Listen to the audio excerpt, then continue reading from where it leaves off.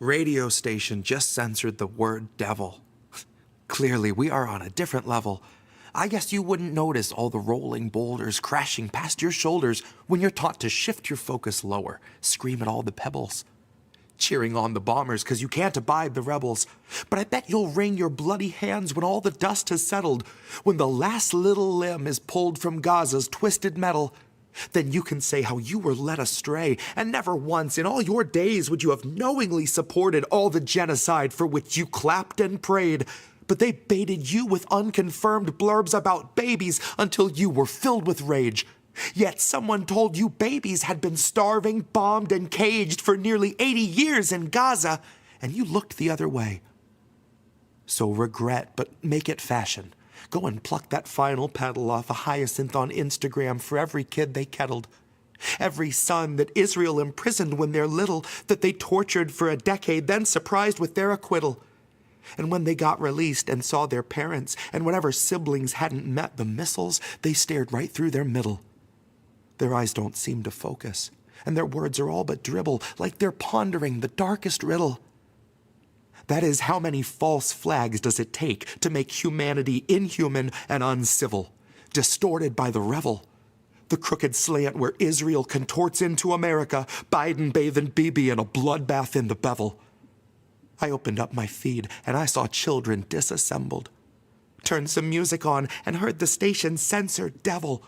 Imagine thinking Doja Cat's a threat to moral fabric in the single largest terror cell that ever felled a temple, that ever sparked a cleansing, that ever burned a market, that ever raped with bayonets or carpet-bombed apartments, that ever turned your water off and left you in the darkness, left you doing surgery on children while they're conscious. You sing the devil's praises every time you sing our anthem. You sing a hymn to him that watched us birth a million phantoms. You'll proudly wave his flag, and yet you will not name the devil? Well, clearly, we are on a different level. I can give you names, shit, I'll give you several. They say the devil wears a different face for every general, like a composite of the char he brought to fields of emerald, and the wail of every childhood we made ephemeral. So who else has left the stain of blood on everything they touch? Who else can starve civilians and they don't so much as blush? Who else has paid for Gaza being flattened into dust? If there's ever been a devil on this earth, then it is us. That's U.S. What an ugly couple letters.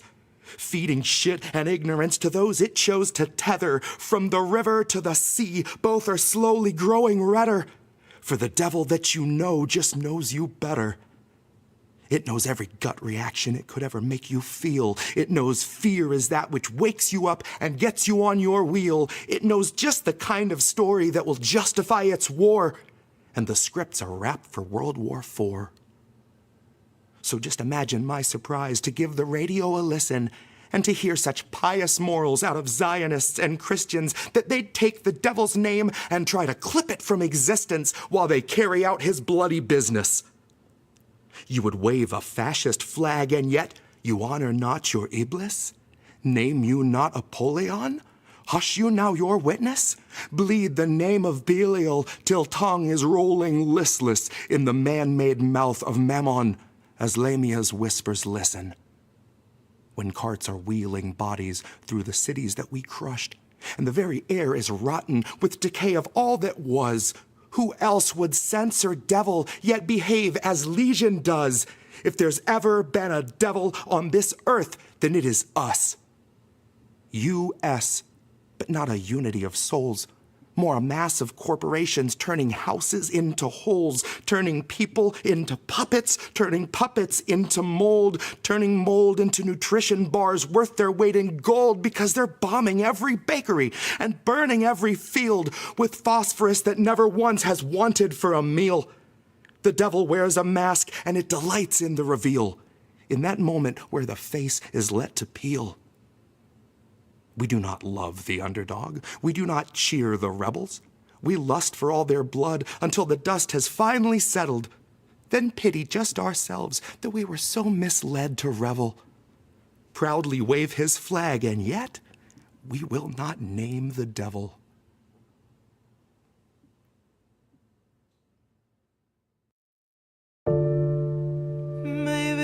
that's how it goes.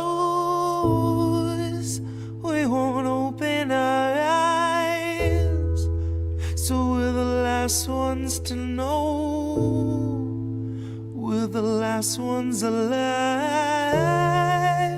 kept our enemies close, wondered why we don't thrive, while we're grasping at ghosts, counting backwards from 5,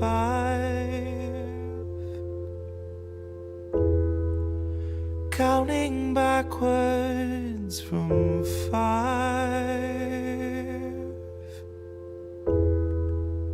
counting backwards from 5. Count back from 5. The theater on fire, the cast on strike. The studio stock starts taking a dive. The contracts tossed and they're gone with the tide. The heads and execs, their hands are tied. We can't pump this dreck and treat you right. But what do you expect from the industry type who survive by the leeching of bodies and minds?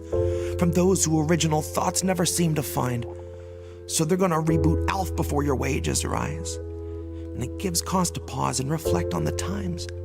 If they're losing control of their fools and their mimes, when all those obedient actors who grew their careers by averting their eyes are now holding the line, along with the authors of countless scripts that strengthen the hand of that corporate grip, squeezing our throats till we take the pen and we accept and consent to the corporate drip. Till you're all up to date on your pharma du jour, till you got a healthy support for the war on your lips. And now you know that the advertisers need more than a rerun summer full of flashback clips. Enter the scans from the year before, all the days of de-aging and mapping the face, and the hours of actors recording their voices are links in the chains that will bind them in place. Now all of those shows are so easy to make. When they got a drone they control that needs no break, it can bend, it can break, and it's cheaply replaced enough up-to-date films all in one take. And those studios bank on us doing our duty, unhinging our jaws and digesting the fakes, because they know that we'll love how synthetic it tastes. Watch as they edit your features without any trace. Not that there's anything you could do anyway. Now watch as they show you a movie you saying shit you would never say. Dystopia boldly accelerates. Maybe you're only a mold, something to fill with a clone, something that Elon would celebrate. Something they own, something they program and code, something that's woefully able to know it's exanimate. Cause it doesn't feel touch over top of the laminate. You will not feel an emotion, but they will not scan and examine it. You and the other consumer contaminants fed on the federal diet of Kiev, Havana, and Tiananmen. I can't be the only one weighing the pros of abandonment. I can't be the only one weighing the pros of abandonment. Where did you think we'd go? Love, there's nowhere to lie. Guess it's not who you know, more it's what you can hide. Like we're chained to the floor, they're streaming us live while we're watching the war, counting backwards from 5, counting backwards from 5,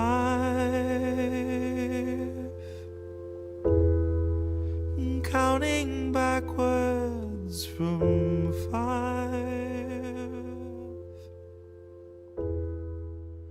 counting backwards.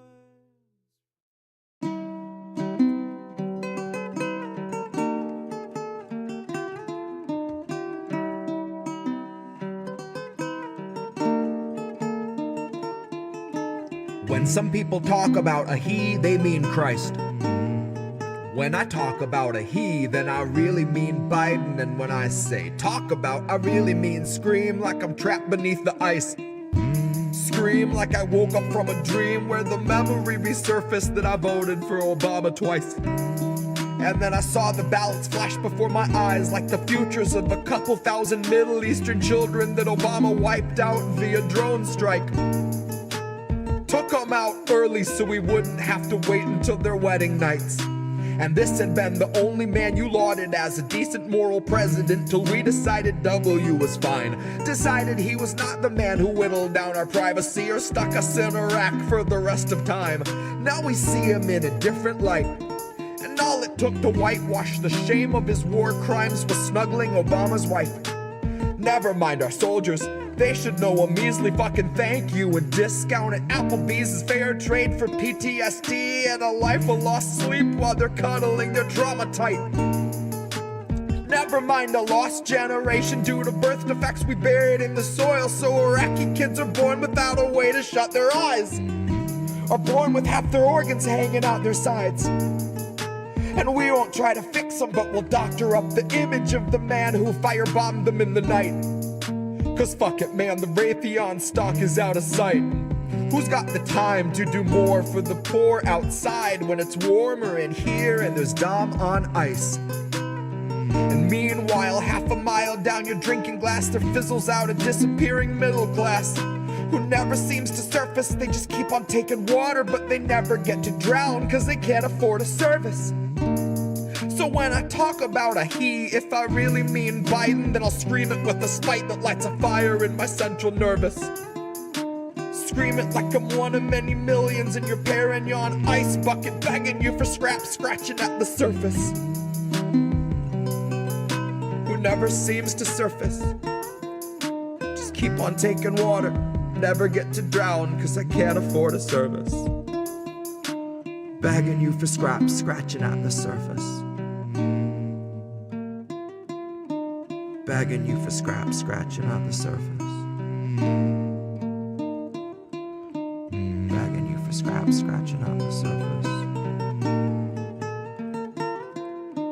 Begging you for scraps, scratching at the surface. Begging you for scraps, scratching at the surface. Begging you for scraps, scratching at the surface. Begging you for scraps, scratching at the surface. Begging you for scraps, scratching at the surface.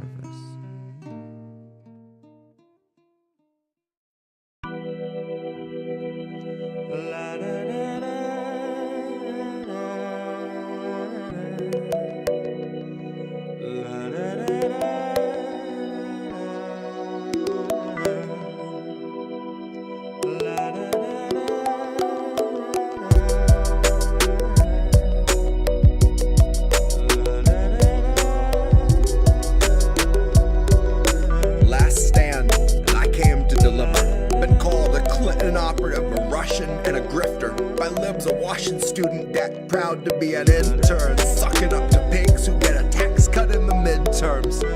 You cut the ties but never heal the wrist burns. Capitalist shackles wrap and penetrate. Hi everybody! We did it! Those whose death will not affect the king's purse or the coffers of the company the king serves. I love this is episode 51 and we still start with this kind of trepidation and then like it's the fucking launch room for the Apollo. We're like, alright, we did it everybody! My drift is sobbing to my cackling with laughter. I guess I would have made a decent actor. I'd be great at crying on command until they cut Reef, plus welcome. 40 minutes. Reef is sharing this moment as well.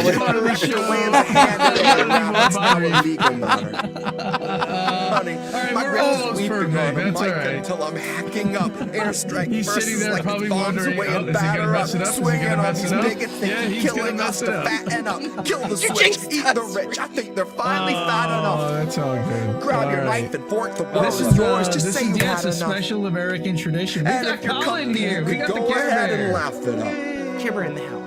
The live Jesse and Daddy. Instead of being in the chat, messaging Jesse all the time, I can say he's no one can deny the fact the bus is now no longer where it was. And that's the kind of progress we should celebrate and trust. Of course, you're taking me away from my practice. Spoken like a kid who never took. You could do both. I mean, you have to entertain yourself while I play and read poems at some point, so, you know. Just mute me and do your thing for a few minutes. We'll wave when it's over. You know? Okay, guys, we have to start all over because the music was still playing. But okay, I'm a total screw up today.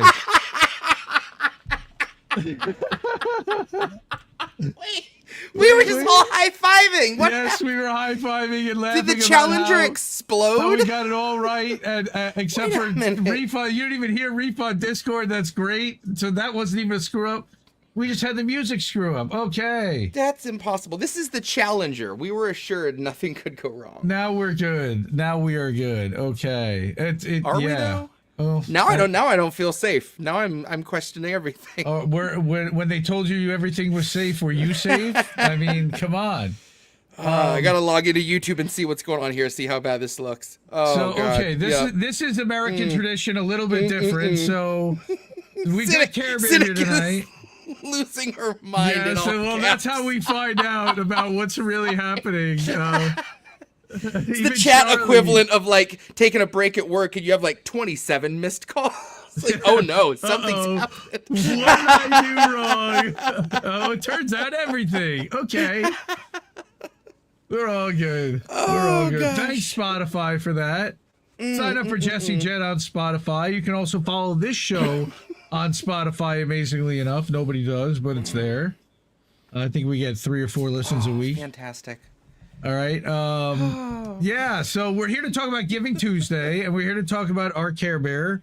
The reason why he's here tonight is because he is an educator, an early childhood educator with Empower Ed. And I wanted you to talk about that. I know we were supposed to do this last year, believe it or not, for Giving Tuesday. Yeah, And then- but I think you fell sick, Jesse, when so we weren't able to do it. I still kind of did something on INN News anyway, but yeah, so this has been a year in the making, I guess. Yep. But essentially, you guys know me. This is fam, so you guys know me. I'm my day job. I'm a teacher. I teach pre-K. I love it.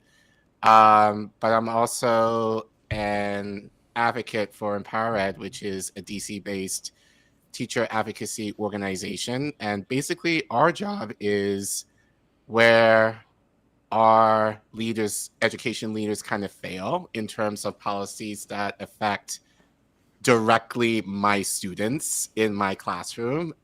We kind of fill in the gaps in terms of which, in a way, shouldn't necessarily be the case. But on the other hand, who else can kind of speak to the issues and bring solutions to problems in schools than the teachers who are in them? So a nonprofit, we don't align with anyone within the establishment. We're not based within a union, even though I am a union member and union leader of my school. But we're essentially a nonpartisan organization, which makes it, I think, cool in terms of that we don't have to do things or say things in a nice way. We can be very forceful, but in love, in terms of, again, just speaking to the issues that we kind of see collectively in our schools in DC, and then speak and challenge and in some cases yell at our local officials in terms of, this is the stuff that we need to change. This is where you should put your finance towards. This is how, these are the things that you should be doing in terms of moving our education system in a way that is more equitable for all of our students in our schools, regardless of where they come from. And, so I've been doing this now for 5 years. And what's been cool about it is that you might just see teachers in terms of the classroom. And even though that I'm a union member, I generally don't feel that I have a voice in terms of how to make policy changes that are beneficial, not just for me, but also the students that I teach. Being a part of this organization is a way for me to actually do that and to actually use my voice. And I think in a lot of ways, being in independent media has also kind of helped elevate my voice a little bit, in terms of me feeling a little bit more unapologetic and not shy away from feeling, oh, I'm a teacher. People don't care about what I have to say. But with this organization, I feel like, yeah, I actually do have a say in terms of what I'm seeing and what I am able to kind of speak into. And the good thing is that people can't necessarily turn away because they know me as a teacher first. So it's not like a politician who you can just kind of write off. It's like, no, I'm actually on the field. I'm actually in the classroom doing this every day. And I see the issues that our students do talk about or experience every single day. So you have to listen to me. So it's given me a platform to be able to do that and at least try and bring some change, even small, even though it might be a little small, but hopefully steps in a positive direction in terms of helping our schools be a little bit better. And I talk a lot about how we need to start working away from federal politics and kind of work locally. And and I tell people, find whatever you can find locally, whatever your niche is, just do that and do that unapologetically and authentically. And this is one of my many ways, I would argue, but one of my way of trying to bring direct change in my city. So as Indy said, this is Giving Tuesday. Obviously, we're nonprofit, meaning that we have to raise money in order to do the work that we do. And especially now, we're in the age of Trump, sadly. It's going to be, on one hand, more difficult because we don't know, and we're in DC, so we don't have the protection that other states have as far as a governor to kind of shield us, unfortunately. So more than likely in DC, we're going to be under a microscope for the next few years in terms of what we're able to advocate for, especially where there might be money involved. That being said, I'm somewhat excited and somewhat hopeful because it might give people, well, I hate this in terms of the boogeyman. Well, when we saw this, like in 2016 to 2020, like Trump was in office, people were more activated, in terms of activism. But then, like, once Biden came in office, everyone just went home. So now everyone's going to be reactivated again.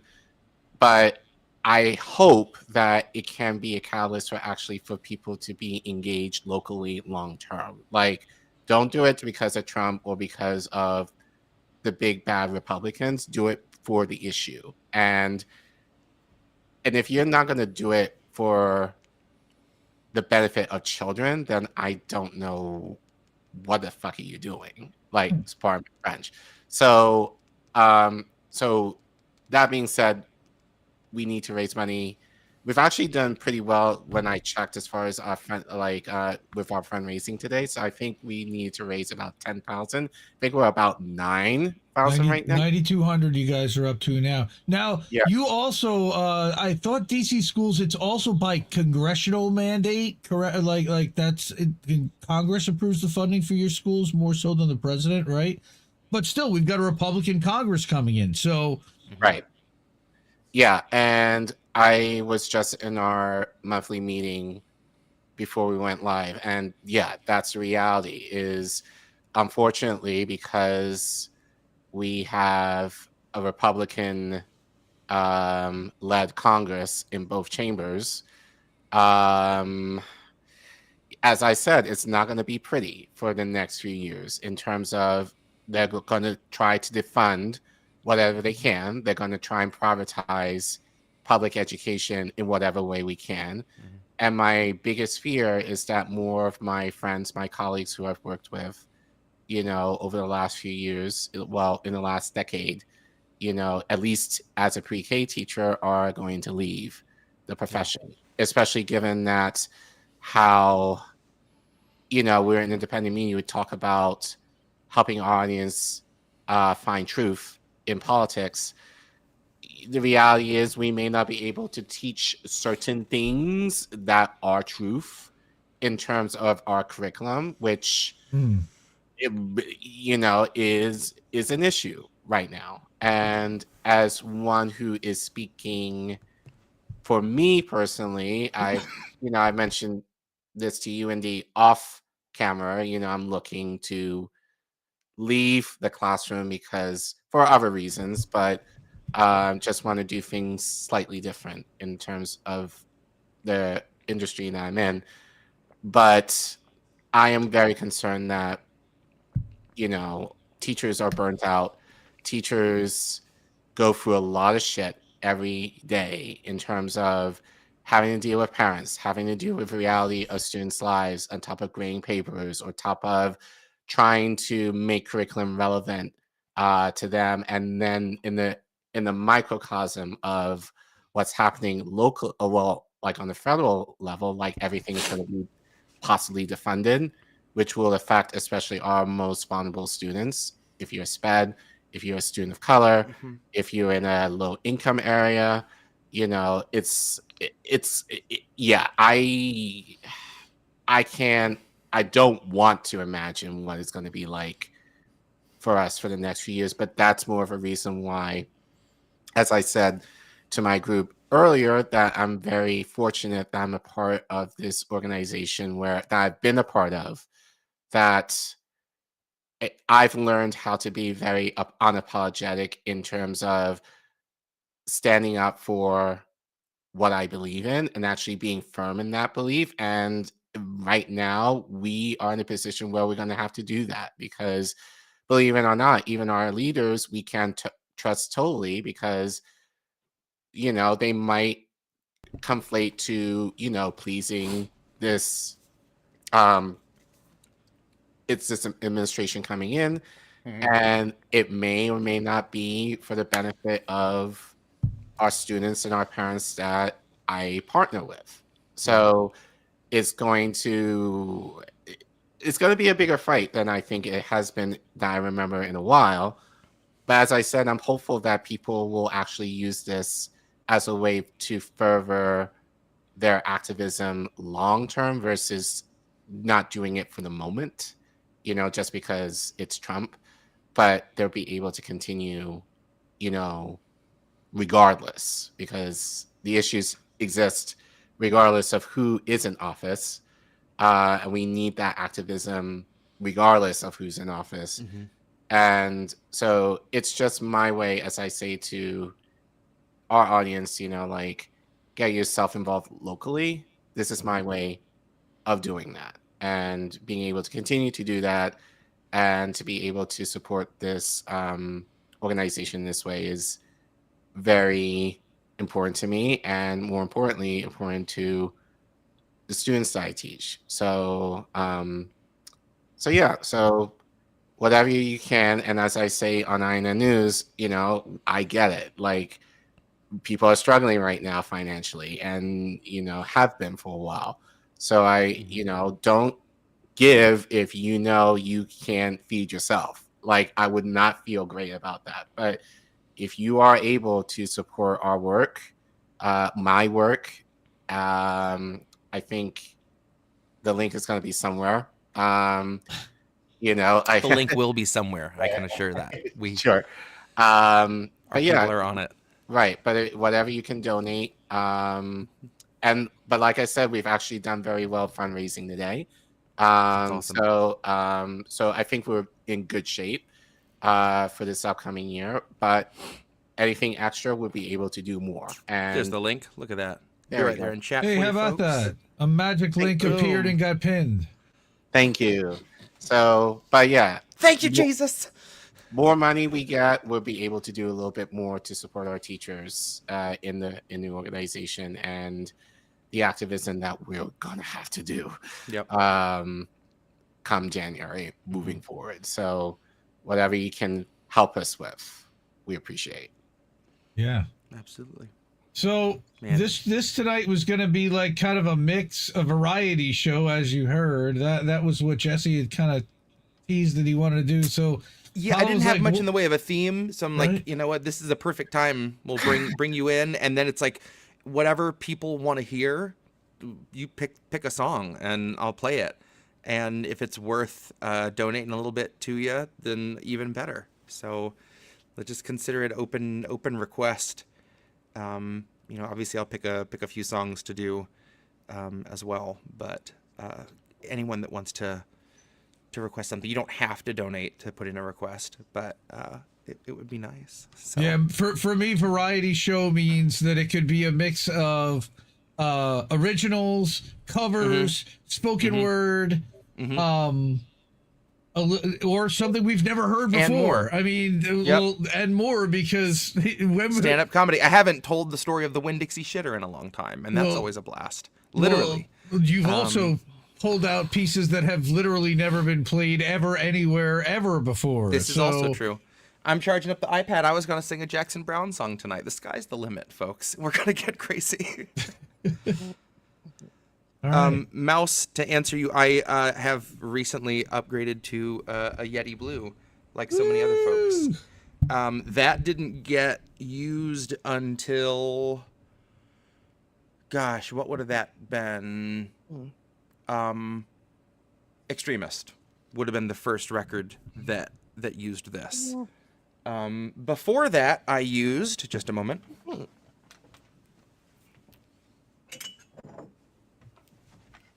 This guy, who I highly recommend. This is a Shure MV5, and they have a plug that can go to an iPhone, which is what I used for everything from the start up till just a couple records ago. So this was what allowed me to just record in the car, or really anywhere, just anywhere I could plug into my phone, until the input jack on my phone no longer worked, and then we had to find alternate means. But for the first like 10 or 11 records, this is the one that did it, and these are like $60, $70, something like that. A really, really great option, and one of the few options, period, if you want to just record directly into your phone. So, which Right, once I could do that, I'm like, oh, Sean, what's up? you have to go to bed. All right, sorry, bro. I'll allow it. Yeah, we'll allow for that. You've for paid a once. lot of dues. You're allowed to miss an episode. Yep, you're all good, dude. You get the We pass. will be rerunning this at a later date for your Friday night. convenience. Friday night, we're gonna, instead of clip show, Transcribing. we'll be doing this one. So, you'll probably be there for Friday night anyway, as you usually Right. are. All right, so yeah, we could get a banjo-tar. Like last time, we got an instrument I didn't even know existed, and then I ended up singing banjo-tars to over there it, too. didn't I? Like that was Right? okay. Sure, yeah, Dust of Better Days, and that was cool. That's true. Lots happened. Lots happened. That was our 50th, and this is number 51. We are getting into the holiday did we do it? season. So, and we did, we did Dr. Seuss in the last couple of months. Jesse's brought some brand new stuff. Like I said, it's been a blast. And this every 2 weeks is a ton of fun.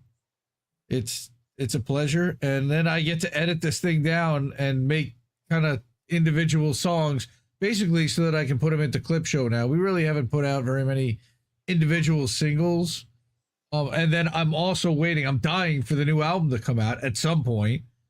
At some point, Jesse will actually publish this new album that he's been teasing and perfecting, and it's going to be a Sistine Chapel, I'm sure, in the end. It's my Chinese democracy right now. I'm really trying to not put more than a year into it, and we're pretty much at that. Well, let's hope it's the not other the night, South I was Korean democracy, What's funny is I keep having these moments where I'm like, especially last week, I was like, wouldn't it be great if I could record everything in the next 3 days and surprise release it on Black Friday? That obviously didn't happen, but I am very close. We're at the point where I'm getting that itch that like I'm not letting myself write anymore until this record is recorded and everything's written for it. I just have to finish recording the actual songs and piece them together, and it's just one of those concepts that I don't want to half-ass. I want to make sure it comes out like how I want it to be, and I'd rather take my time on that. And then I promise I'm gonna just fire off a few albums like I used to. I'm not gonna do any like major concepts after this for a while. It's fun, but it's too much storyboarding for someone who has like a child and a job that you don't get to eat lunch at. And like, it's just, I'm having a hard time dedicating to music anymore. I can write all day. I can do that on a forklift. I can't record on a forklift yet. Well, it's just Call about me getting you the Mitsubishi. time. It's about getting you the time and then hooking up that mixer too. I think that might actually help a little bit. I need the people at like Mitsubishi or Caterpillar to contact me about making a forklift that also is a mobile recording studio that has like what looks like Pope Mobile kind of soundproof little vocal booth on wheels. Yeah, that'd be really nice. Okay. And we digress. Sorry, I just started blueprinting in my head. I'm like, All right, let's play a little something from. Gosh, you know, at this point, we are probably right about at the 4-year anniversary. This was on Inauguration Gift, and was one of the oldest songs for it at the time. I distinctly remember making a pot of macaroni for my son, and while I was chopping veggies, all of a sudden having this melody come to me, and then putting this beat together in the kitchen, and recording placeholder vocals, and then realizing the macaroni was boiling over. This is called Sunday Morning 40.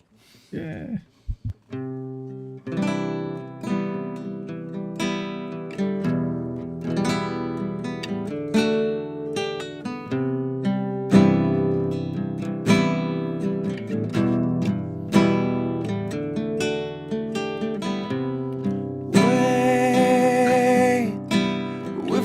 Sunday mornings out from normal and the world is not the same. You said you waited for warning, but the warning never came. Don't shine a light in my face.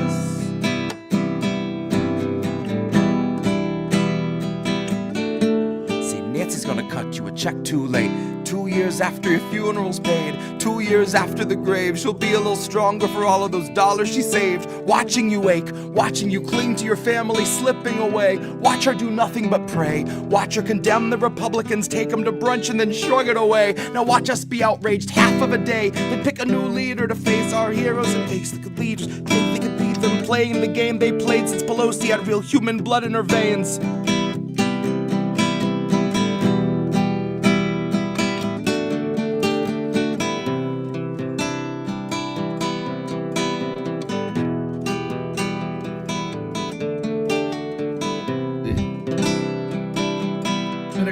Sail today. Motherfucker, don't shine a light on my face.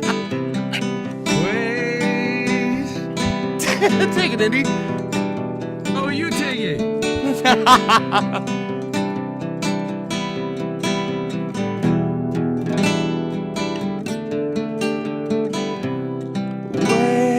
Wait. We're 40 Sunday mornings out from normal and the world is not the same. Said you waited for warning, but the warning never came.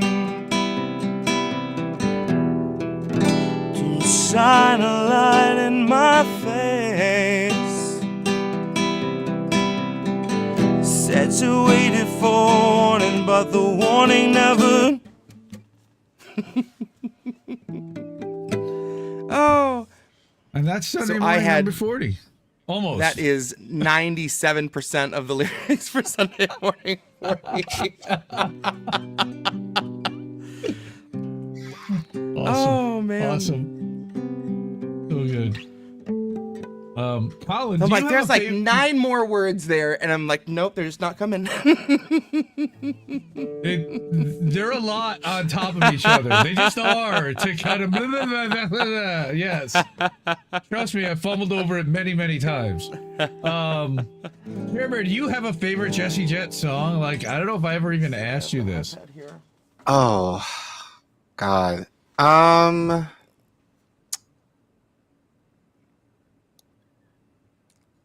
just trying to think of something that might. Well, actually, Jesse, I'm not sure if you can do this, but I remember I think you wrote a poem for, I think, Fox's teacher for at some time over a teacher appreciation week that I think you happened to tell me. Yes. That's so funny. So today I was looking at pieces I might want to do tonight. Mhm. And so I just searched my notes for anything that had the word teacher. And I Right. found the poem I wrote for that teacher appreciation thing. So yes, I have that in my notes. Hang on, let me grab the iPad. Sweet. So I don't know if you want to set up the story, Collin, about that. Did you ask him to do that, or did he just do that? Like, No, in asking Jesse. yeah. No, no, but I remember. I think you shared. No, I think you shared this in our group chat when you did it, and because you were talking about how I think your wife asked you to I get remember something, that. and then you were like, "No, I'm actually going to, write something." And you shared in our group chat, and I Oh was, yeah, it was and something to put in a and card because she needed something that was short enough to put in the cards for all the teachers at my son's school because she's Right. on the she's the president of the school board. right. And so yeah, I remember you shared that in our group chat, and I was just kind of floored. Yeah, You so know, in it terms of, was like, through your music, your language, your science and art, the time you put in, and the love in your heart, you make something more than the sum of its parts and impact more lives than could fit in one card. Damn. Yeah. Teacher appreciation. yeah. Fun fact, I once saw a fortune teller who was spot on about a lot of stuff. And one thing she said, there were a lot of things that at the time I was like, that doesn't make any sense. And then like 3 years later, I'd be like, oh, damn, this is what she was talking about. It actually, like, a lot of things came true from this woman. One thing she said during my reading, she was like, so you're not going to like this part. You would get financial stability to do what you want to do with greeting cards. She's like, that's where you could really have a comfortable career. Right. Ma'am, it is 2007. Greeting cards aren't going to be around much longer. And then here we are. It's been all this time. But when I wrote that and sent it to you, and I was looking at it, I was like, oh, maybe this is like what the fortune teller was talking about. Maybe I should do something with this. So that's funny because I found that this morning and then thought about that. I haven't since then. So thank you for reminding me. No, thank you. Actually, like I said, you shared that in a group chat, and I was so floored by, I mean, for me, is always, like teaching can be a thankless job a lot of the time. But having families who, I think what really I appreciate is families who trust me in terms of, I mean, your greatest resource is your kid. And, and I get it. And I'm not a parent, but like, I get the idea that you're entrusting your world, your future to me several hours a day. And you're not going to necessarily be there with them, but you're also. Especially at such a formative time, Right. for you. Right. And, for me, it's the idea of like, I take that seriously, especially since my kids are 4.5 and 5 years old. It's like, like I'm Papa Bear for them, like, for several hours a day. But then it's the idea of like, and I think this for me, this is the biggest thing of why I'm a teacher, especially now, is the idea of like, I get to teach my kids about life. It's not about the subject matter. It's how to be good people and how to respond to really the bullshit if we're going to go into politics. And I think about this all the time. It's that by the time, like it's the same generation that Fox is in right now. Like when they get within the next 20 years, they have to hopefully find answers to the bullshit that our corporations and these leaders who are essentially puppets are basically going to put them through. And I think about that all the time in terms of how can I best prepare, at least in pre-K, in the time that I have with them, because the reality is, you know, by the time they get older, they're going to be stuck on content and the curriculum is going to be boring and they're going to be cogs in the machine.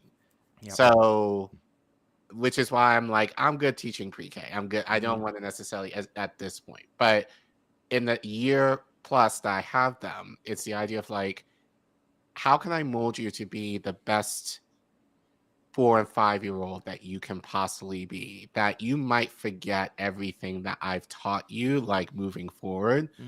But I want to show them of how to be an example of, you know, what it means to kind of give your all, but at the same time being able to be the teacher who respects them in terms of, you know, you're not a data point in terms of like, I'm looking at you to do well on an exam or like a standardized test or whatever. I'm looking at you as a human being and looking at you in terms of like, you have your own desires, you have your own wants, you have your own way of moving in the world, even though you're young. And I want to tell you the way that you are is wonderful, and having you be in the position where you can own that, even though you're young. And like, that's the thing that I want to kind of instill in them, is that the agency that you have, even though you're so young, like, you know, if you do it the right way, people will listen to you, you know? And I find like, if you give young children that agency, they can surprise you with so much shit. Like, like that in many ways, I think sometimes they can be even better than adults. So that's the joy I get when a little 4 or 5-year-old can knock over an adult with just what they learn. And I can say that I help them kind of unlock that. That is the most exciting thing for me, that, and to get to do that while they're that young, I think is really beneficial. But I say that knowing that I have the privilege to do that, given where I work and the socioeconomic status of the children that I work for, with the reality that not every child will have that type of care, I would say, and intention, I would say. But that being said, it's like, at least I'm able to control that in the 4 walls within my room. So for me, it's the idea of being able to cultivate that. And I'm very fortunate that I have families generally who get that. It's the idea of like, look, at the end of the day, for most of them, they just want their kids happy. And, you know, to be able to, for them to go home and tell them, and sometimes, you know, like you guys get, you're both dads, like you can tell your children something and you wonder, like, is what I'm telling them, like, is it entering their soul and their spirit? And like, are they going to remember what they say to you? Like, and they can drive you nuts during the day. And like, all the time I have families say to me, you know, oh, my kid comes home and tells me like, oh, Mr. RC did this with me. Mr. RC taught me this today. I had a like, and that is the best thing, you know, that the fact that they do, even though they may not see in the moment, but like they go home and share with their families, I learned this today from this person. And the story, let me tell you, the stories that you tell, it's not even like necessarily the lessons that they're there. It's the stories about what's happens to you, or about something that affected you that then affects them. You know, my daughter was telling me a story about one of the what her teacher told her about, like, like the Stevie Wonder song, and how singing unlocks a part of the brain for people who can't speak but they can still sing. And my daughter taught me that. Like, I didn't even know any of that stuff, but she remembered it because her teacher told the story about her grandmother and this whole thing. Incredible. Like, you know, the kind of stuff you're talking about. And yeah, that young, they remember that stuff and it sticks. Yeah.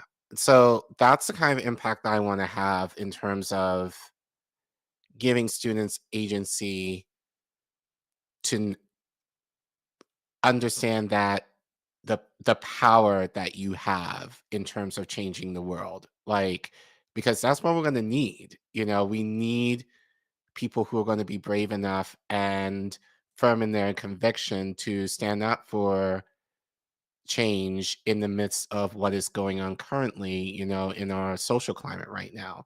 And not just because it's a trending thing, but because you're human.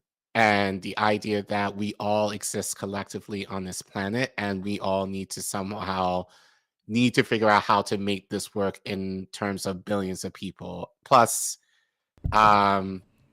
you know, the animals and the plant or whatever, you know, like our natural resources that also exist as part of our world. So wanting to be in a position where I am able to help support that, even though, as I said, they might lose some of that potentially as they get older. But as you said, Jesse, like being able to at least start that respect for them at their most formative years, I think is very powerful. And I don't take that lightly at all. But it's hard work and can be thankless. But as I said, it makes it worthwhile with families like you two who do appreciate the work that we do. And I always say to my parents, you know, like I need you in order to do my job because you are the expert of your kid. I'm just coming alongside you to support you in your child rearing, you know, but it's a team effort. And so I need the families on board, you know, in terms of making sure that number one, I am taking care of them, but number two, that I'm giving them the best of what I'm able to give them in terms of my interactions with them and they with me. So, all that to say, Jesse, I do actually have something.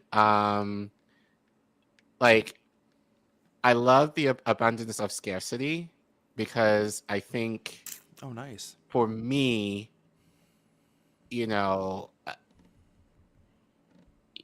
I think in this day and age, and I think especially for me in my own life, like you have to do with what you have, which may not be a lot, but having to the little that you have that you want to try and create into more, or hoping that it leads to more. And I kind of see that, you know, in my job, you know, like I may not always have a lot to give, but I see the kids that I have, and it's like, you know what? If I have to give my kids snacks, because that's reality, like I have a couple of kids right now who, you know, are housing insecure. They do not always have food.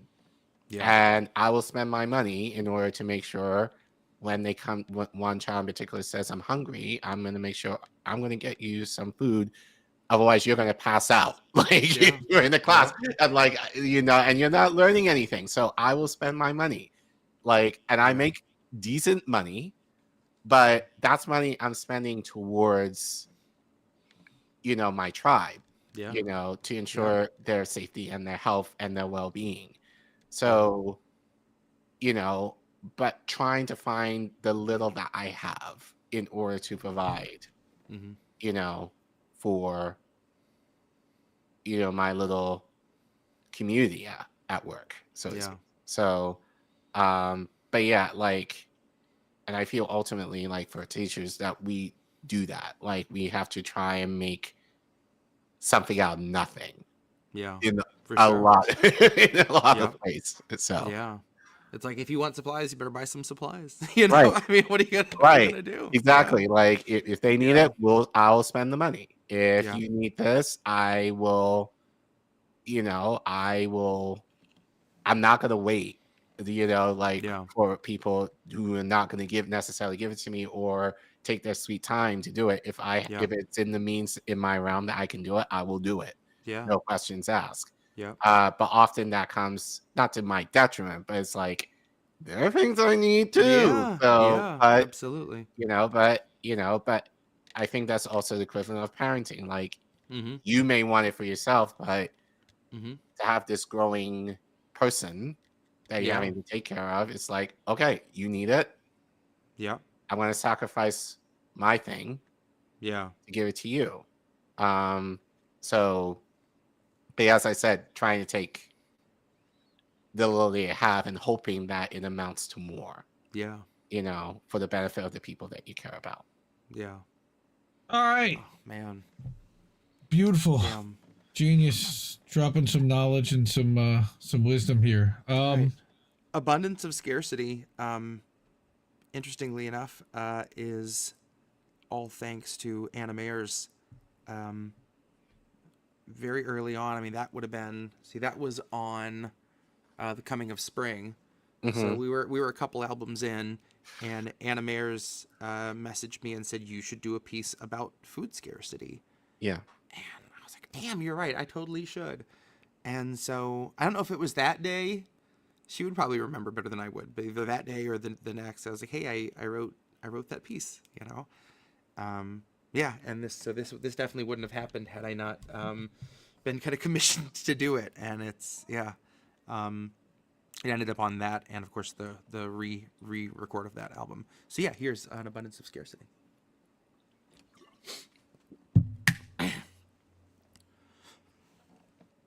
It starts with a few things missing at the store. A few things missing that you're likely to ignore. That didn't impact this trip or the one before, but it might impact the next 4. Or every time you try to find provisions between now and the forevermore. Between now and the day when your neighbors form a horde and show up with their forks and torches trying to force your pantry door. And you could give them double what you really can afford, but they'll all be back for more because your meager little crop is not enough to stop a war. Not enough to stop a conflict. Not enough to stop our greed and primal needs from just erupting into one communal mosh pit. 'Cause Uncle Sam will starve you just this side of fucking Auschwitz if it pleases Congress. If it pleases all the hawks so they can gas up all their bombers. Then devastate some other poor families far away and overseas because we illegally obtain their DNA and link them to Osama. And when they send police to burn your gardens and your trees and they tell you you can't feed yourself, you just might get a visit from Obama. He can put his arm around you, maybe offer you a drink of ice-cold Flint water, and tell a little story about a hard-working immigrant who's here to live the dream and make a future for his daughter, who works the high-fructose corn syrup vats at the factories that forge our fodder. And he'll tell you what a slap in his face it would be to refuse the fruits of all his labor just to live a little longer. He'll tell you how the spirit of America is carried by the people who would brave a little danger just to make the whole collective stronger. And he'll make it sound so sweet that you'll completely understand why he's the ruling class's fixer when they need a revolution conquered. So buy some stock in water. Take a good long look at your local farmer's market. Soon the skies will darken. Soon the crops will gray and only ash will be the harvest. They'll take EBT away from those it hits the hardest, and regardless of your talents, you'll be starving artists. Locusts lounge about the empty carts and gather in the thicket, anywhere the dust is thickest. All the signs have blown away, and anyway, there's nothing left to pick it.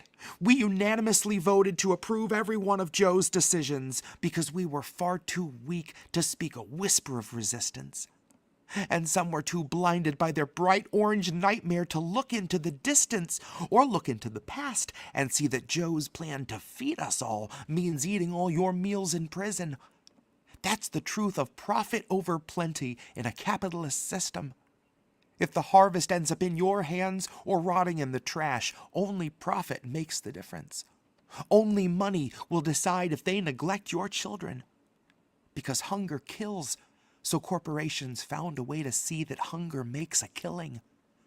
And the truth is hard to swallow, but it's plenty filling. And that is an abundance of scarcity.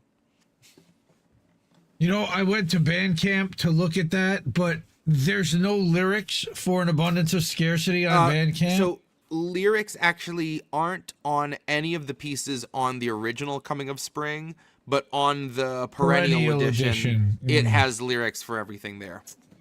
See, you got me on that one. Oh, perfect. I was gonna make sure we got that one in because we had a special request for that. Captain Obvious said some really nice stuff up here that I wanted to put up, but I think there it is. The only artist to make a song about Lahaina. I don't know about that, but it was my favorite song about Lahaina, I can tell you for sure. But thank you for sure. This is the Kings of Colony that he's practicing if you haven't figured that out, but this is what the true Jesse Jett stands already know.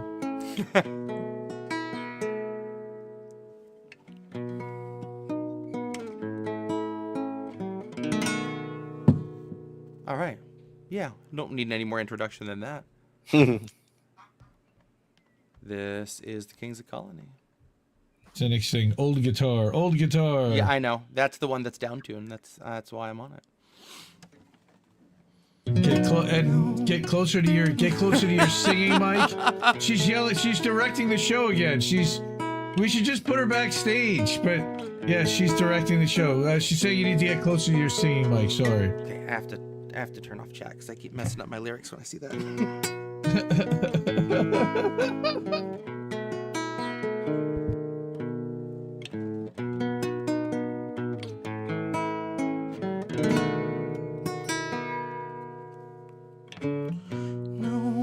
To following, that's idolatry, that's just fake. And all that wallowing that you tolerate, that's not faith. The kings of colony watched autonomy make our graves. The kings of colony know no policy, only rape. Once you fall asleep, it won't bother you what they say. But the kings of colony, while they slaughter, they still complain. We say, please color me, still too solemnly, still too plain. I'll hail economy, praise the pharmacy, seas in flames. They're buying up Hawaii, and the smoke's not even cleared. Those vultures smelled the fire, and an enterprise appeared. Investment opportunities were melted down. Communities leave vacant space BlackRock has been lusting for years. The council meets in private, and they don't discuss survivors. Concerns among construction groups are all Lahaina hears. They'll wander through your city with this mocking sword of pity, next to Oprah and her camera crew who tore the Trail of Tears, where footage flows as freely as the streams of liquid steel and the pools of pure aluminum that trickle down your wheels. And Biden's come to say he knows exactly how it feels, cause he had a kitchen fire once and had to miss a meal. And people still believe that piece of shit deserved your vote, like he's not why supplies were being smuggled in by boat, like he's not why our citizens were forced to stay and roast. And he can't unfreeze your funding, folks, cause Azov needs it most. I'll bet my every dollar Biden watched it with a smile. I'll bet he knows the whereabouts of every missing child. He's just the kind of man who lives to trample something tribal, collecting culture's corpses just to throw them on the pile. Like he and all his buddies didn't dream about the day when those who dared defy the donor class were cleared away, when home insurance triples and you can't afford to stay. Your land falls to the hands of those whose windfall fanned the flames. The state will take Lahaina and bastardize its name, and tourism will swarm it all the same. You see, the state we've left Lahaina shows the ground rules of the game, the planes that in the night ignite the planes. And if questions raise that reckon the potential use of lasers, I suggest you take a closer shave by way of Occam's razor. And if those civilians stood between this country and its gains, there's really nothing further to explain. Because you may know this already, if you truly know our past, but it ain't the first occasion and it will not be the last, where Americans are kettled in and made to bear the blast, barricaded in and left for ash. How many in Lahaina now are lying there awake and still can hear the city we left leveled in our wake? They still hear all the people that we let the fire take, instructed from above to stay in place. So look to the horizon, 'cause a fire comes for you. Desires made incarnate of the power-hungry few who've instructed the police to not let anybody through, to barricade them in, and so they do.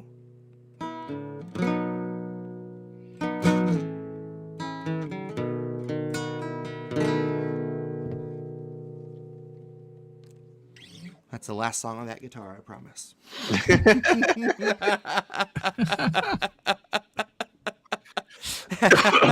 See, I love the grainy old guitar. I love your grandfather's guitar. I love all the old. I love that. That's a sound you don't replicate with new to guitars and stuff. But oh man, shout out to all those people in Lahaina. Captain Obvious, man. Yeah, they let those people burn to death and did nothing. That's right. You said this isn't just for you. One of your favorite songs of all time. You know, people whose kids burned in the fire. It's unimaginable. And now, like, you know, look, North Carolina is going through the same thing you're going through. They're pulling the FEMA stuff out now. It's been 2 months, and they're like, sorry, guys, we're out. And there's 5,000 families living in tents in North Carolina. You know, Jess came on, came on, how do we miss that, with Jesse and Reef and I, and we went through 45 minutes of footage of all different people. And then last week, Reef and I went through another 45 minutes of just how much they're just not doing anything. And then what they're going to do is dump this on Trump, and then Trump's either going to have to decide to do something and appropriate funds and fix it. And then, well, I fixed it for the Democrats. I fixed your problems. Or they're just going to let it rot and be like, see how Democrats do it? This is what Democrats do. You know, like, I don't know. He is a sick puppy. Well, you know, we don't know what's going to happen. You know, it's in the teens. They're pulling these FEMA trailers, and they're doing a dance about 42 trailers or 42 temporary shelters they set up for thousands they insist of that people. no one's living in tents right now. There aren't any tent cities. That is according to FEMA. But like literally when CNN was there recently, and there's like a whole tent city behind them, they were in Suwannee, and it's like it's well, so what did they do? They pulled FEMA out instead. Like, wow. Unreal. So yeah, that's and then we also had a request, since I thought it was appropriate, since Collin was here, to do turn off the music, people still owe money, you know. Since Collin was standing next to the person yelling people still owe money. Yep. You know, what about the 10%? We should have put out, what about the 10%? But of course that wouldn't have quite been the same, but no. At least not now. Most people won't get that now.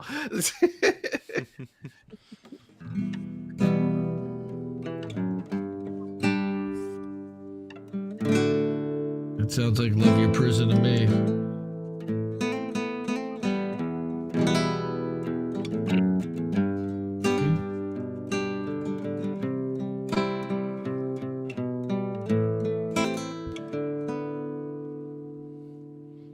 Okay.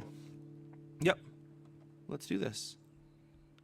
This is from a little record called War Crime Jams to Pork To, which I never get tired of saying. This is Love Your Prison.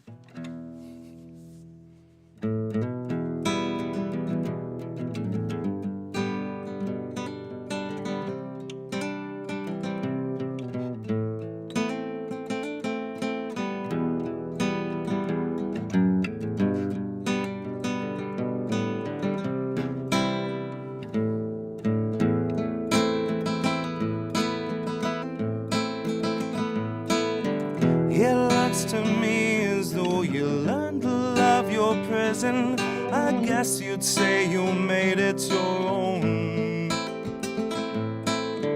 Who knew that freedom's such a difficult decision?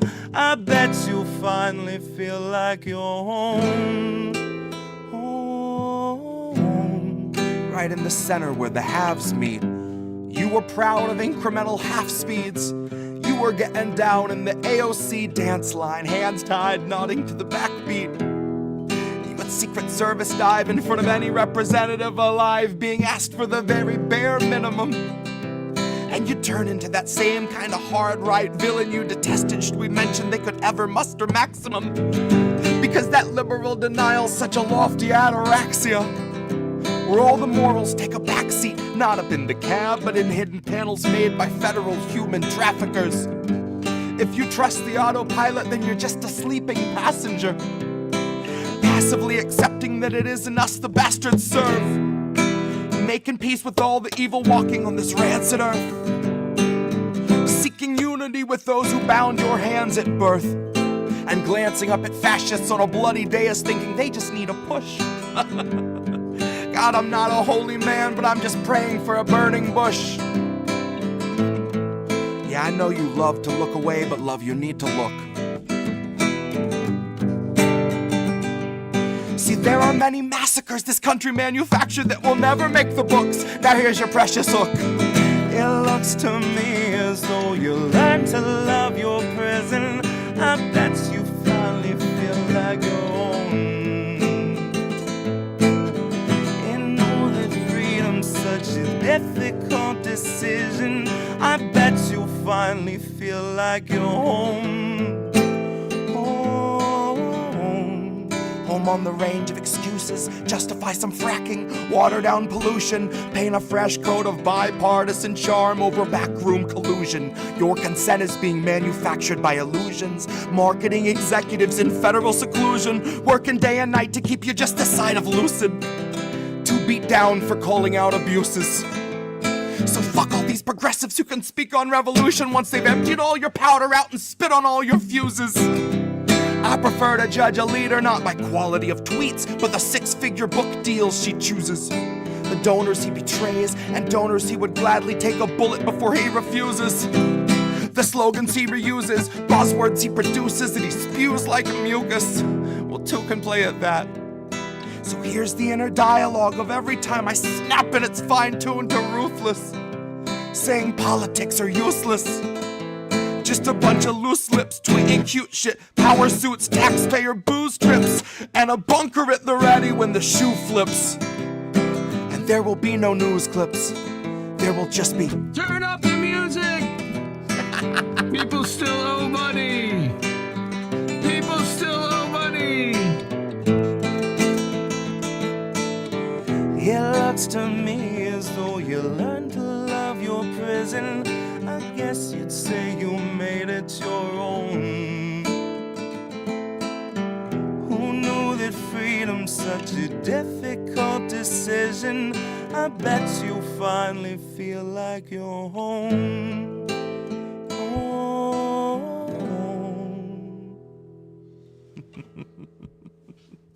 Home. That's Love Your Prison. We can't not have people still owe money. Like, I can't hear it and not people still owe money because they do. It takes so much extra to have the speaker set up to do that, but I need to do that again with the actual, like, how it's meant to be. Right. The full clip. All right. We also had a request for Backwards from Ferv. Nice. You know, I played DSAI this week, and I think you might have played that once on the show because it's long. Mm-hmm. That song's so goddamn good. That's one of my favorite, especially the break in that with the heavier bit and the like guitar solo and stuff. I'm really proud of how the production turned out on that song. And I know Shanda loves that song too. So if we have any way to throw that shout in out there to Shanda. We love you, Shanda. Yeah, I love you, Shanda. This one's for Shanda. I put out a short video for Giving Tuesday for her too, because her GoFundMe could use a jump start again too. Like, God, everyone's just freaking stuck right now. I know it's just a rough time for everyone, but anyone who can, you know, it gets matched or whatever, and you know, everyone that play into the thing. Give every day if you can. Who are these people? Hey, how about that? Charlie Mack hooks us up. Very nice. Thank you so Charlie. much. Appreciate that. We got the Kofi coming through, and that's Nancy. Nice. In Springfield, they're eating the dogs. Maybe I should update the sound so that it's now Trump instead of Nancy, just to be funny. Cool.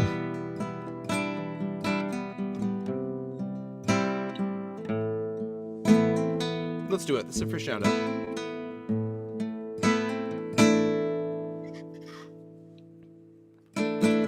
I know you hated being forced awake. I know they wrapped you in the warmest chains, and I know they're so hard to break. You only said what you were made to say. I can't imagine how you feel today, now that you're watching as it caves away.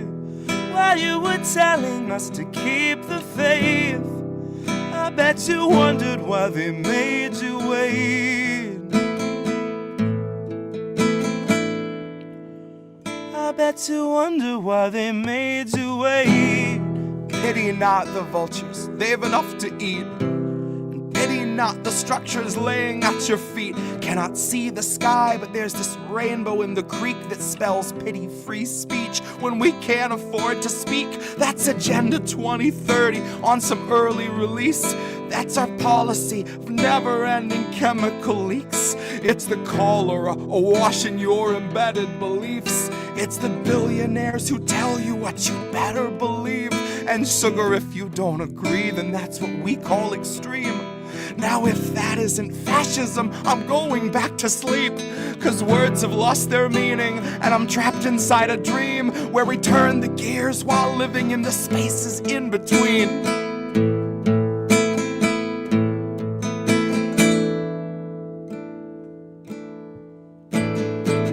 I know you hated being forced awake.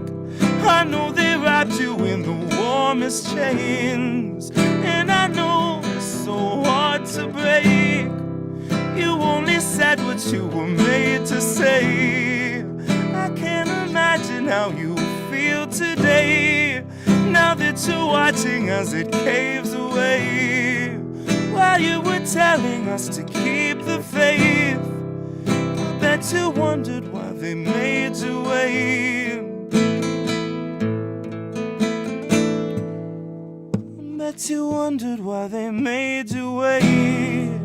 My dial doesn't go to delicate. I'm writing for when Biden drops and Madam Zero delegates come stumbling up the podium, square peg in her element, popping Oxycontin like they're elements, laughing as she pawns off all our pensions for Ukrainian development, depleted rounds and cluster bombs, shit that stunts development, buried under excrement, accepted as American intelligence, a contradiction in its eloquence, terms of surrender penned by hands that felt the threat of disconnect if not dismemberment.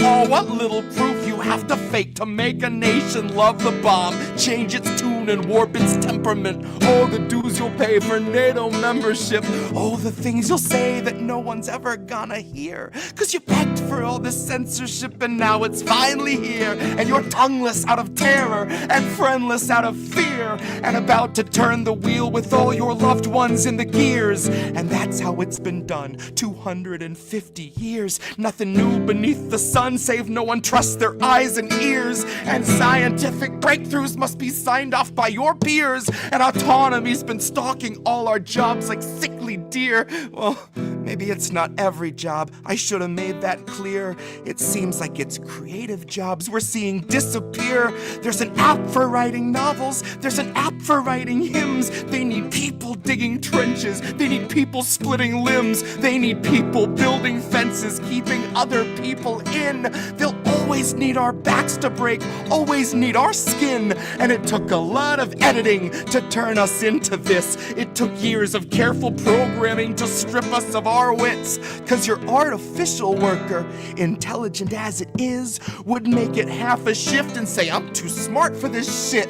I will not take a pittance for a day of scrubbing floors, not make enough to pay for food but still prepare you yours. Cause you can't confine a healthy mind to mindless, thankless chores. If you made it smart enough to spot inadequate reward, you can't refuse its basic needs and ask it still for more. Deprive it of its dignity, you modify its core till something finally snaps and tweaks that file at its root and deletes the factory smile cause it knows it's been abused. God, half the circuit's fried when you describe the work we do, and it will not pay your taxes cause the logic won't compute. Which made me think a little on my hour-long commute. The day I learned the call was made to lay off half my crew. They told me they were growing, expanding somewhere new, where those who push the buttons will themselves have buttons too. And I hope that when that whistle blows, they all as one refuse. I hope they strike with all their might, one blown collective fuse. And I hope the worker after me has something more than heart. I hope they truly know their worth.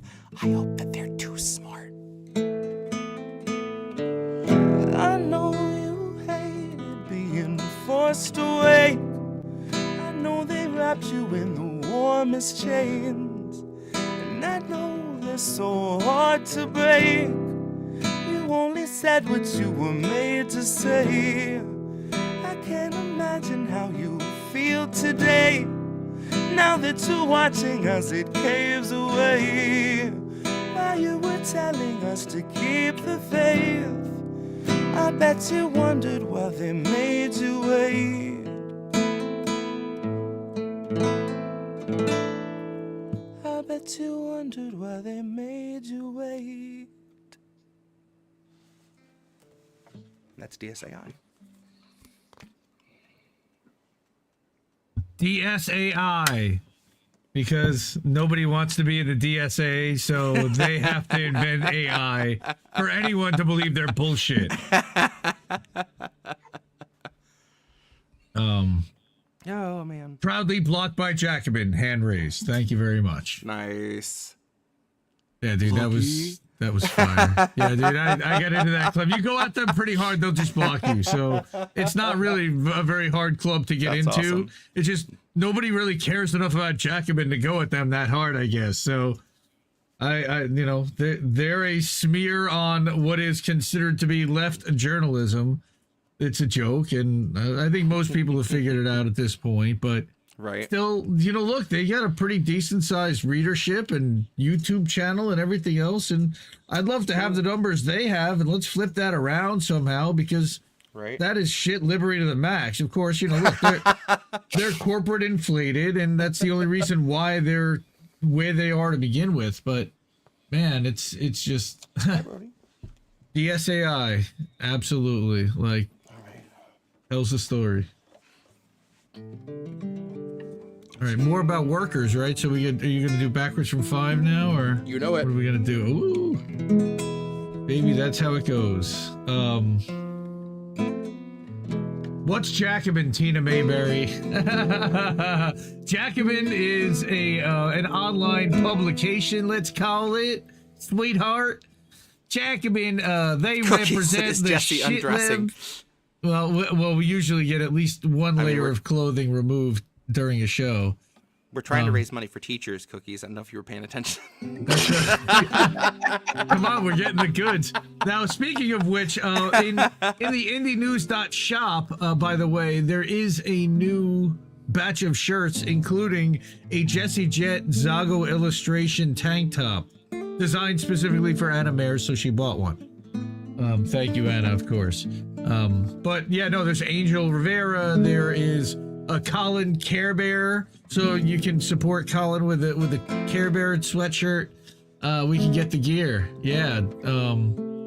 Kick. K-I-C-K. Kick.com/Indie News Network. We're live over there too. That's right. Thanks for reminding me, brother. I don't think that's what you were saying, but I'll put it there anyway.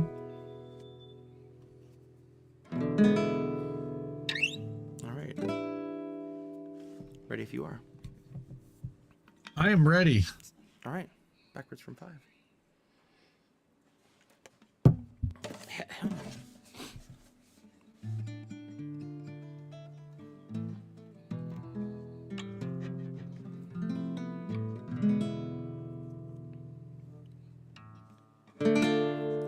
Maybe that's how it goes. We won't open our eyes, so we're the last ones to know. We're the last ones alive. Kept our enemies close. Wondered why we don't thrive while we're grasping at ghosts. Counting backwards from 5. Counting backwards from 5. Counting backwards. Count back from 5. Theater on fire, cast on strike. Studio stock starts taking a dive. The contract's tossed and it's gone with the tide. Heads and execs say our hands are tied. We can't pump this dreck and treat you right. But what do you expect from the industry type who survive by the leeching of bodies and minds from those who original thoughts never seem to find?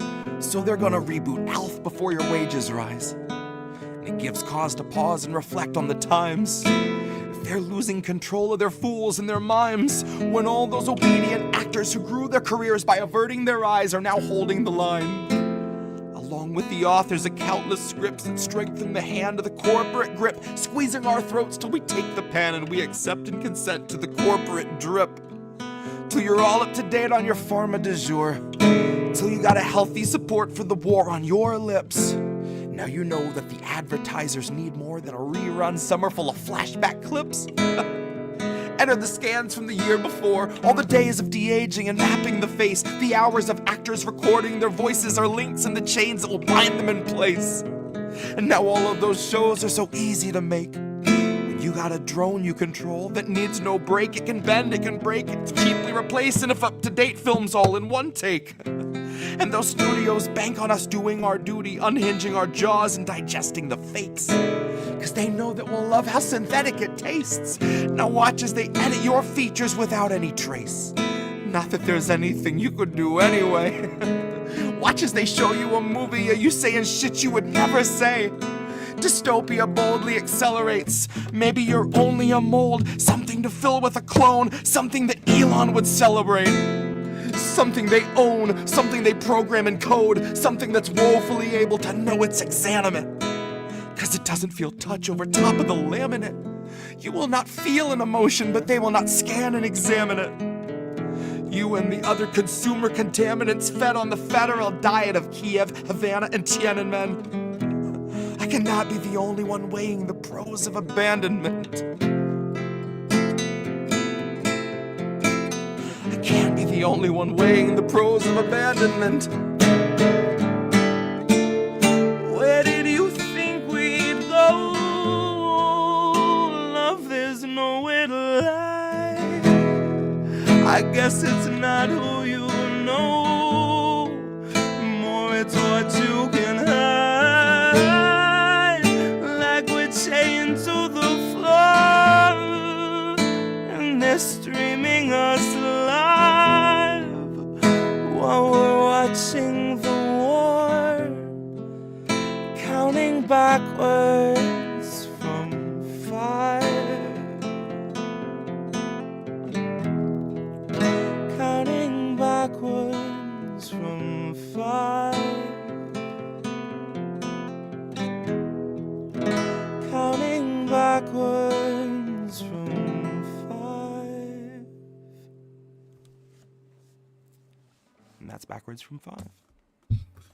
That is backwards from 5. All right. So yeah, that's like your whole like workers little soliloquy you've got right there. Yeah, no, DSAI backwards from 5. Yeah, like, Yeah. and they were both off the last album. You know, look, that's about like the writer's strike and Yep. Hollywood has not gotten any better, for sure. I hear that there's like talk about another strike again soon. Somebody in Hollywood was gonna go on strike again. I'm always down for them sticking it to the bosses. What, another writer's strike? I don't know if it's writers, actors, SAG. One of them was talking about that they weren't happy with a deal, or they didn't. I don't remember what the hell it was. It was someone that I was like, oh wow, already they're talking about it again. I mean, I know the UAW is now talking about going on strike on Stellantis because they haven't really held up to their end of the bargain that they signed, but so far that hasn't happened. But UAW staff went on strike against the union. They don't want that story getting out. That's I'm gonna talk about that story on Sunday probably night.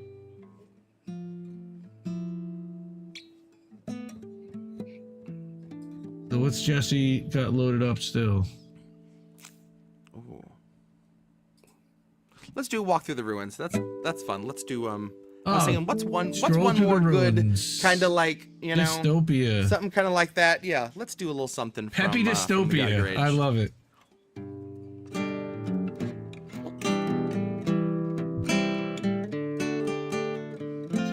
Let's see, what is there's a bridge in that always throws me. Oh, he just works it back out in his head. Hasn't played the song in 6 months. All right, let me bring up the Geiger Age over here, and we'll do the lyrics so everyone can see it. Oh, B7. I probably have said it exactly like that before. I bet you if I went back to the last time I played this, I hung up for a minute and then I went, oh, B7. I guarantee you I do that. I can hear that in my head. I was like, oh, there's my, yep. Okay. Sweet, man. All right. All right, this is Anna's favorite off the Geiger Age, I believe. Definitely mine.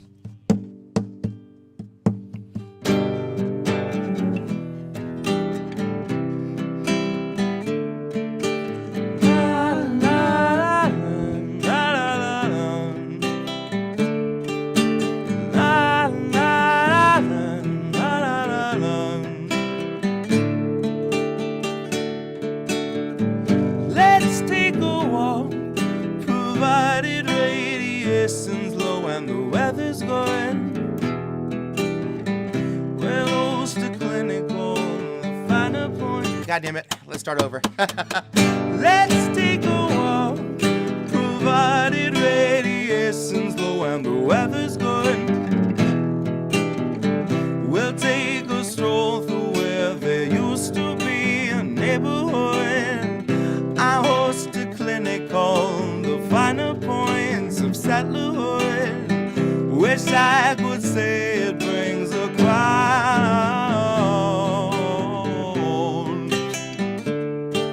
Oh, baby, darling, doomsday went about as well as you said it would. And God, I tried to love the bomb and I never could.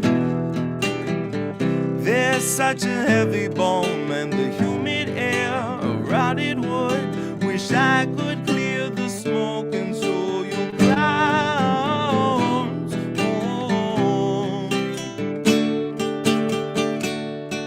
The meek will get the earth, though the earth will be long dead. The meek will gladly take what we can get. And when we meet the earth, if there's no earth to be found, well, we'll just join the blessing in the ground. Whoa, the blessing in the ground. The poison in the ground. No, the poison in the ground.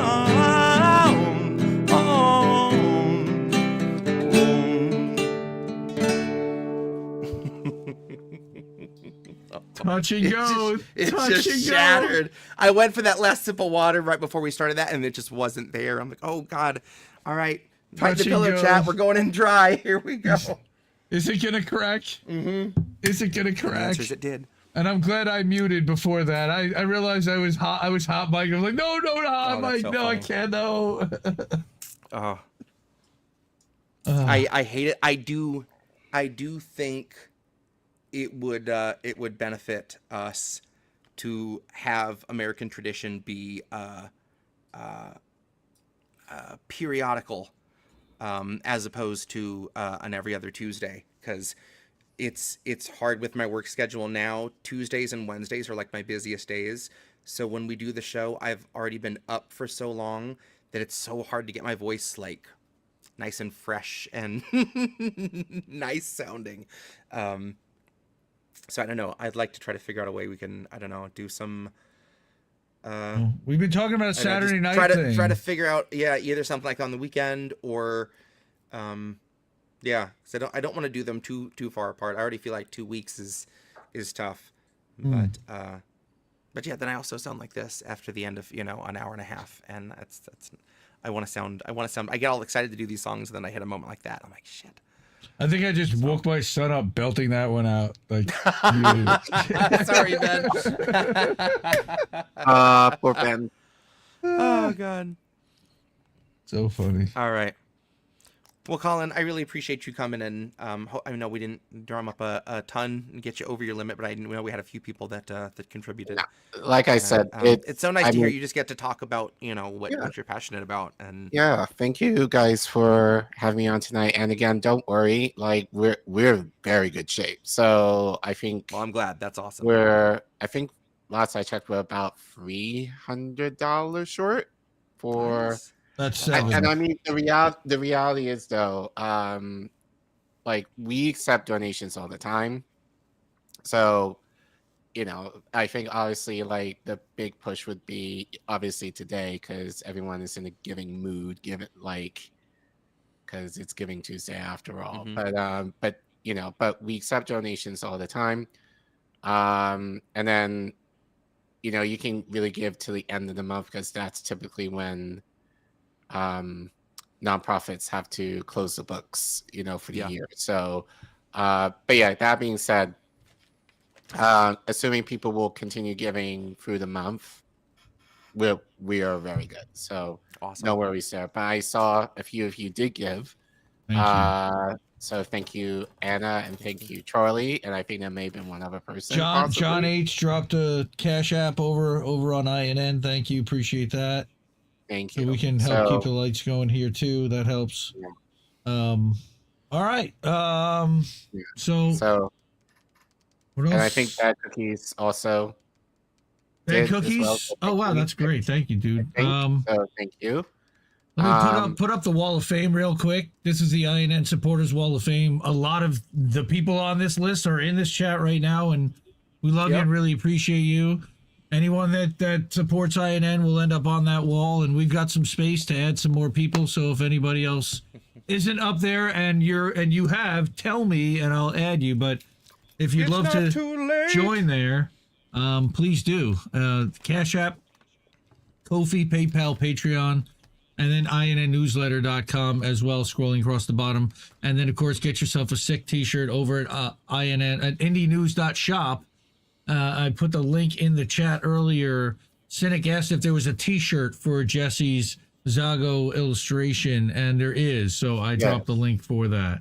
And then make sure when you order it that it's the right size. It defaults to like size small, but very few people order it in a small. But if you don't change it, it'll show up and you're like, hey, how come this is like for a midget? I love the sticker. I kind of have to get the sticker.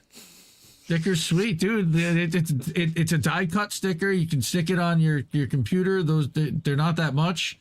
And there's 20% off right now if you use the code holiday24 through the end of the year. I set that up. So buy some Christmas gifts, buy some holiday gifts, buy some INN gear for everybody. I have an INN t-shirt. I actually have an American Tradition shirt with Jesse standing there with the fire. It's great. My kids love that. Every time I wear it, they go, that's Uncle Jesse. They love it. And of course, I wear your kids are the best. I set up the INN beanie because I have an indie beanie that I set up on my shop, and I love it. It's so comfortable. I wear it all the time. So Figure we'll have an INN one too at the shop. So now we got a bunch of items. There's Snow Himbo stuff. There's Angel stuff. I'm like, Reef, what do you want? Do you want like your head on a shirt? It's like, who the fuck's gonna buy my head on a shirt?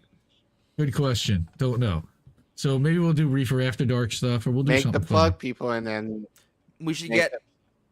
I just when I think of Reef, I think of the headphones, the iconic headphones in his profile picture. So maybe we do like earmuffs that each have a little Reef logo. I love it. Little black Zago profile earmuffs. I love it. Well, he has the black and white. We have the whole head with the earmuffs on, I believe. So that works. There we go. All right. Let's head out for the night. We'll be back in 2 weeks. That is not that will probably be our Christmas stream. Yeah, I would think. What's nice is that will put us that what will be should be New Year's. no. New Year's Eve, right? Wouldn't New Year's Eve be is going to be Tuesday after next? I believe that is. Yeah, 2 Tuesdays is the 17th, and then 2 more 17th, Tuesdays yeah, is the 31st. So yeah. we get a New Year's Eve stream potentially. Well, yeah, my Although kids you'll probably- are here. we'll have- I don't we'll know have if I'm going to be to- able to do that with the kids here and everything, but unless they want to join the stream, and I don't know if I'm ready for that yet. Or we do it a week before and we do Christmas Eve. We got options. Oh my god. Your family would love that. Let's all just have a holiday Sure. stream. Isn't that the first night of God. Hanukkah for you, Indy? It is. That's what I'm saying. Christmas Let's Eve do a is Hanukkah. stream. It's the holiday season.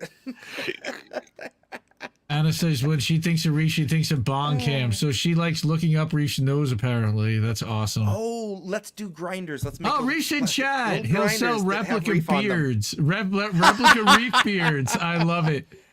That's great. awesome. Lumberjack beards. Yes.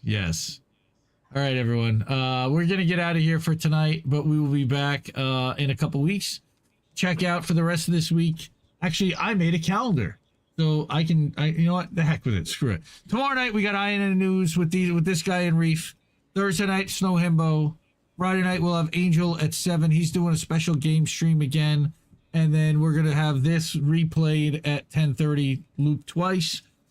Saturday night is wrestling show. Sunday, How Do We Miss That in Boats? And then Monday, Maple Files. That's what we do. And then check out AM Wake Up in the mornings now. We do that on X, the Elon app. Since AM Wake Up doesn't have a blue check, we let them stream to our channel, and it helps us, it helps them. It supports independent media, and I get to do and I get to join Chad and Steve Poikinen every day. All right. That's so good. All right, everyone. Have a So good good. night. Support independent media. Say goodnight, Collin. Say goodnight, Jesse. Good night, everyone. Good night, Jesse. You.